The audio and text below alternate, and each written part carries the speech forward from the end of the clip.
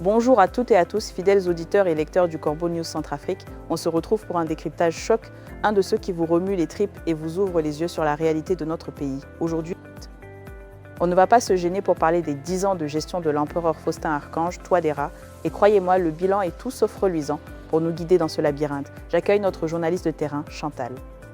Bonjour Chantal et merci d'être là pour nous éclairer sur ce sombre rapport. Bonjour Gisèle Moloma, bonjour à tous. Un plaisir d'être avec vous pour commenter ce qui est, disons-le, une véritable radiographie d'un pouvoir à la dérive. Le document dont nous allons parler est celui de la coordination des organisations de la société civile pour la paix en Centrafrique, la COSIPAC. Ce rapport, s'appuyant sur des chiffres et des données concrètes, met en évidence les dérives qui ont miné l'appareil d'État centrafricain depuis 2016, sous l'ère du dictateur Faustin. Des dérives qui ont miné, Chantal, le mot est faible, on parle de 10 ans, une décennie de pouvoir et la société civile tire déjà la sonnette d'alarme. Est-ce qu'on est surpris de ce constat, Chantal? Quand on connaît l'opacité qui entoure le règne de l'empereur Faustin? Ah! Non, Gisèle Moloma, pas vraiment surpris, mais le document a le mérite de tout compiler et de le formaliser. Daté du 27 avril 2026 et signé par Petit Delphine Coteau, le coordonnateur national de la COSIPAC. Ce texte commence par un constat qu'il appelle une tendance structurelle.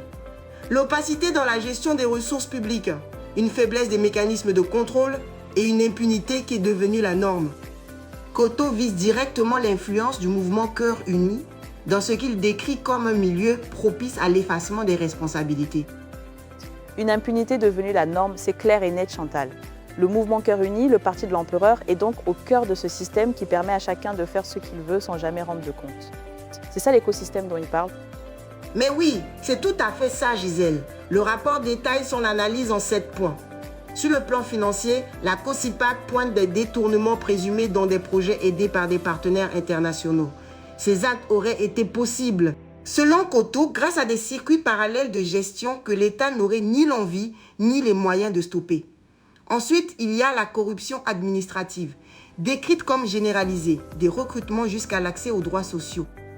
À tel point que le citoyen aurait définitivement perdu toute confiance envers les institutions. Perdu toute confiance, c'est un point capital. Chantal, comment voulez-vous que le peuple croie en son gouvernement quand il voit que l'argent des partenaires s'évapore dans des circuits parallèles et que la corruption est la règle pour tout? C'est ça la bonne gouvernance promise par le dictateur Faustin Archange Touadéra. C'est là toute l'absurdité du système, Gisèle. Le troisième point soulevé par Coteau est justement l'opacité.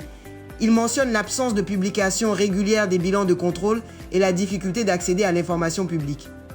Deux lacunes qui, selon lui, donnent libre cours aux rumeurs sans que des entités indépendantes ne puissent les vérifier ou les contredire. Le quatrième volet aborde la politisation des offices parapublics. Leur direction serait confiée sur des bases partisanes plutôt que sur la compétence, transformant ces structures en outils de renforcement du pouvoir de l'empereur. Des outils de renforcement du pouvoir. Donc, Chantal, on ne cherche pas les meilleurs pour gérer ces offices, mais les plus fidèles à l'empereur Faustin. Et après, on s'étonne que rien ne fonctionne, que les services publics soient défaillants. Quelle est la suite des griefs? Exactement, Gisèle Moloma, c'est une logique de vassalisation de l'État. Concernant l'impunité, le coordonnateur de la COSIPAC souligne la faiblesse de l'autonomie judiciaire, les pressions politiques et l'absence de protection pour ceux qui dénoncent les abus. Autant d'éléments qui maintiennent les comportements répréhensibles. Les deux derniers points concernent les retombées économiques et sociales. Une diminution des recettes pour l'État, un repli des capacités d'investissement, une dépendance grandissante envers les donateurs étrangers et une dégradation des services de base. Coteau alerte, tout cela crée un risque d'instabilité durable. Un risque d'instabilité durable, c'est la conclusion logique quand on gère un pays comme une caisse noire personnelle et qu'on ne pense qu'à son propre pouvoir. On est donc devant un constat amer pour les Centrafricains. Qu'est-ce que propose la COSIPAC pour sortir de cette spirale infernale, Chantal? Dans sa conclusion, Petit Delphine Coteau appelle à une refondation de la gouvernance qui devrait se baser sur la clarté, l'indépendance des organismes de contrôle et la dépolitisation de l'administration. Il invite aussi le peuple centrafricain à une prise de responsabilité collective pour initier un changement politique. Un changement politique, c'est ce que beaucoup de Centrafricains attendent. Merci Chantal pour ce décryptage essentiel d'un rapport qui pointe du doigt sans concession la gestion du dictateur Faustin Archange Touadéra. Ce texte, mes chers auditeurs, est signé par notre consoeur Gisèle Moloma. Et pour toute information ou pour nous faire part de vos témoignages, n'hésitez pas à contacter Corbeau News Centrafrique. Notre numéro de téléphone et WhatsApp est le +2 36 75 72 18 21. Merci de votre écoute et à très bientôt.